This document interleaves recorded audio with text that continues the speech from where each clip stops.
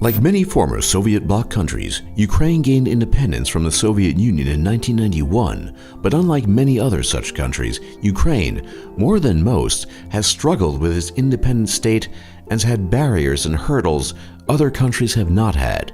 To explore these issues and many others, we bring you the 10 things you didn't know about Ukraine.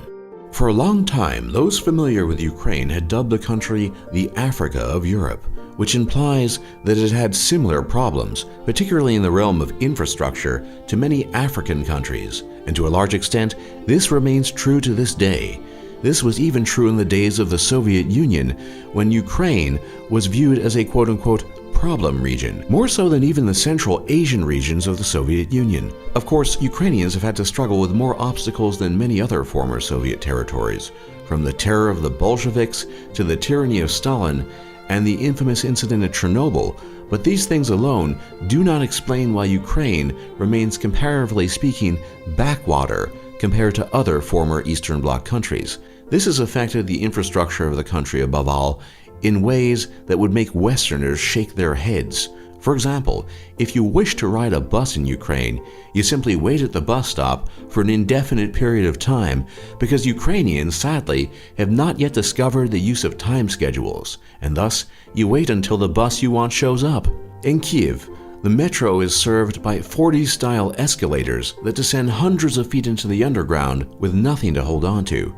Even Ukrainian automobiles fall behind Western standards, as most do not have seatbelts in the back seats, leaving passengers at the mercy of the icy winter streets. And Ukrainian International Airlines, the main airline for the country, has a bad and reliable habit of losing the luggage of their passengers. Eventually, Ukraine will grind its way forward into modernity, but when this will actually happen is anyone's best guess. This is more than just a myth, and the research proves it. Ukraine has consistently been ranked among the top 10 countries in the world in terms of the beauty of its women. Ukrainian women are also proud of their femininity and dress accordingly. Sweatpants and hoodies would generally be last out of the closet when they are deciding what to wear. Perhaps one of the worst starvation events in the history of humanity, the Holodomor, which literally means extermination by hunger in Ukrainian, was an artificially induced mass forced starvation brought about by Stalin's collectivization program in the Soviet Union. Taking place between 1932 and 1933, the Stalinist regime carefully manipulated the accessibility of food in order to promote its ideological goals by seizing control of grain and food supplies. This carefully planned misdirection of food production and allocation eventually led to the death of millions of ethnic Ukrainians. No one knows the exact number of people who died during this tragic event, but most estimates lie between 2.4 to 7.5 million, with some going as high as 12 million people. The biggest issue concerning the death toll is the lack of documentation, as both the West and the Soviets try to cover it up. The West for reasons of moral failing, for not intervening to prevent the atrocity, and the Soviets for rather obvious propagandist reasons and reasons of state. As if the starvation had not been enough, though, the Holodomor pitted Ukrainians against each other, as times were so tough that cannibalism became a commonplace thing. Parents would eat the bodies of their children and relatives, and driven mad by ravenous hunger, people would form brutal and murderous gangs that would kill others, even their own family members, just to consume their flesh. The incidents of cannibalism were so bad that Soviet officials were forced to release posters stating, quote-unquote, "To eat your own children is a barbaric act." It is hard to imagine the brutality, desperation, and hopelessness that must have been present during the Holodomor that would drive humans to do such things. And perhaps it is even sadder that few, if any, Westerners of today's age know anything about it. Within the Slavic language group, Russian is in fact the odd one out. If you could have heard an ancient East Slavic tribesman, his speech would have sounded much more like Ukrainian than Russian. Indeed, Ukrainian shares many more linguistic features with Belarusian, Czech, Slovak, Polish, and Serbo-Croat than it does with Russian. Ukrainian and Russian are not mutually intelligible, the standard linguistic test for determining whether a language is a fully fledged language in its own right and not a dialect of another. While many people in Ukraine have Russian as their first language, most people are bilingual in Ukrainian and Russian and will switch languages depending on who they are speaking to. Politics aside, the language issue has never been problematic in Ukraine.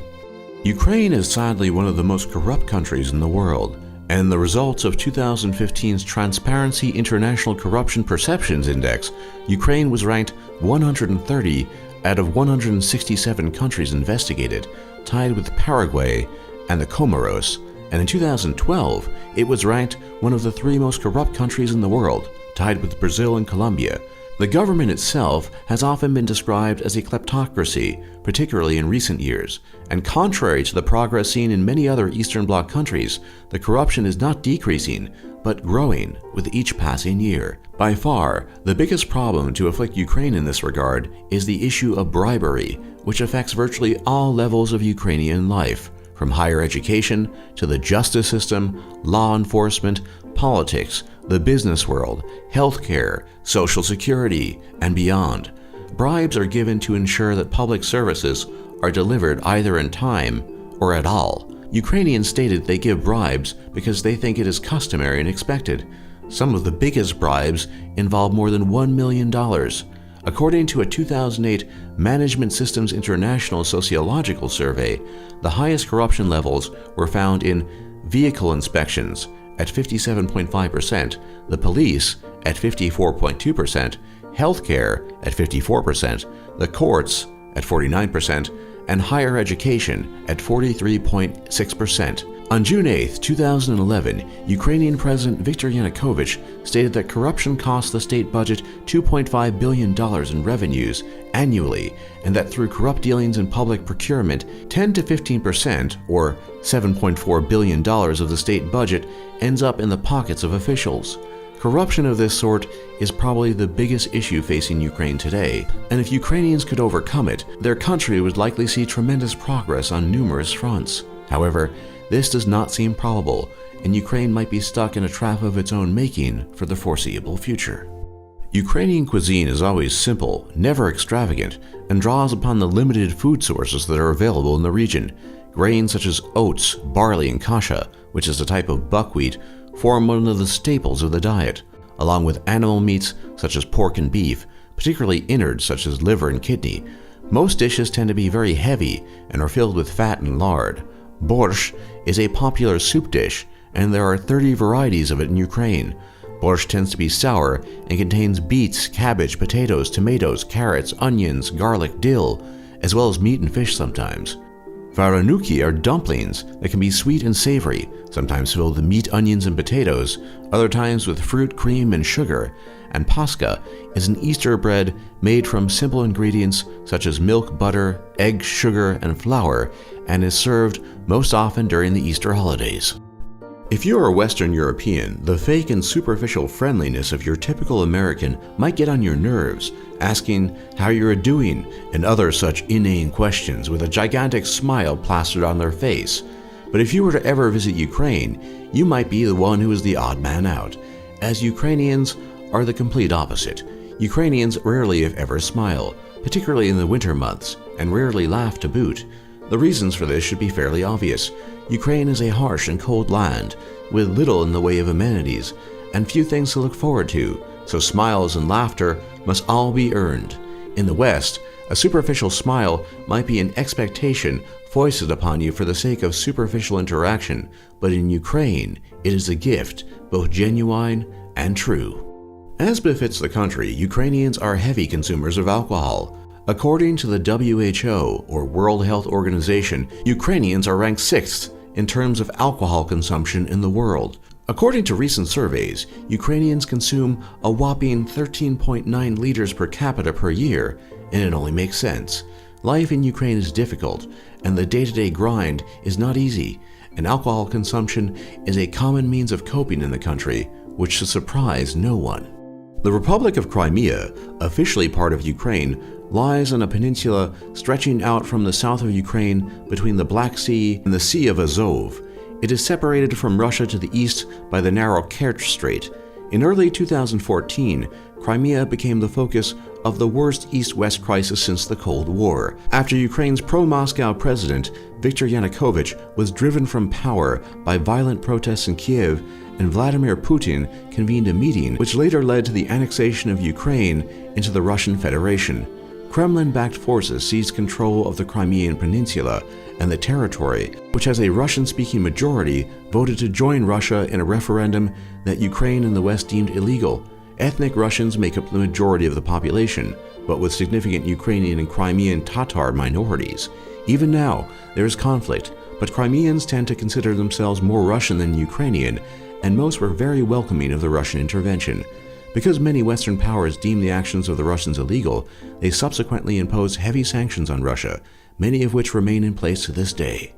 Perhaps more so than in any other nation on Earth, Easter eggs really matter in Ukraine, and they have special status and are called pisanki, and are decorated with traditional Ukrainian folk designs using a wax-resistant method. The word pisanka comes from the verb pisati, to write, as the designs are not painted on, but written with beeswax. The motifs that characterize pisanka range from animals such as insects, birds, fish, and serpents, to flowers and plants, and more.